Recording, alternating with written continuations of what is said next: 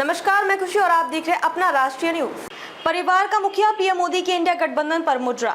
हमले को लेकर प्रियंका गांधी ने दी प्रतिक्रिया। कांग्रेस महासचिव प्रियंका गांधी वाड्रा ने शनिवार को प्रधानमंत्री नरेंद्र मोदी के बिहार में दिए गए भाषण पर तीखा पलटवार करते हुए कहा कि परिवार के मुखिया को कभी आंखों की शर्म नहीं खोनी चाहिए। गोरखपुर में सपा प्रमुख अखिलेश यादव की मौजूदगी में इंडिया गठबंधन की गोरखपुर की उम्मीदवार काजल निषाद और बांसगांव संसदीय क्षेत्र के उम्मीदवार सदल प्रसाद के समर्थन में आयोजित चुनावी जनसभा को संबोधित करते हुए प्रियंका गांधी ने भोजपुरी में रउआ सभा के राम राम बोलकर भीड़ का अभिवादन किया। उन्होंने बिहार की एक चुनावी सभा में प्रधानमंत्री मोदी के दिए गए भाषण का जिक्र करते हुए कहा, मोदी जी ने बिहार में भाषण दिया और विपक्ष के नेताओं के लिए ऐसे शब्द बोले जो देश के इतिहास में किसी प्रधानमंत्री ने नहीं बोले होंगे।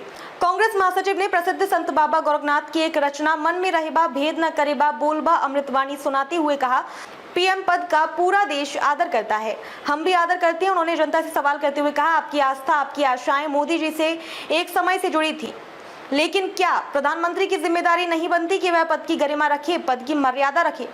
कांग्रेस ने तंज किया, जिस तरह से वह बोल रहे हैं, अफसोस की बात यह है कि उनकी असलियत दिखाई देने लगी है। पीएम को सीधे लक्ष्य करते हुए कांग्रेस महासचिव ने कहा, मोदी जी आप देश के प्रधानमंत्री हैं, इतनी भी अपनी असलियत मत दिखाइए। आपने देश को अपना परिवार कहा है, देश आपके परिवार समान है। नसीहत भरे अंदाज में प्रियंका ने कहा, परिवार का जो मुखिया होता है हमेशा परिवार के सदस्यों की एक दूसरे के प्रति आंखों की एक शर्म होती है, वह नहीं खोनी चाहिए, वह हमेशा रखनी चाहिए। उन्होंने आरोप लगाया, प्रधानमंत्री जी बौखलाहट में आ गए हैं, वह भूल गए हैं कि देश के प्रतिनिधि हैं, आपके प्रतिनिधि हैं और इस तरह के शब्द उनके मुंह से नहीं निकलने चाहिए।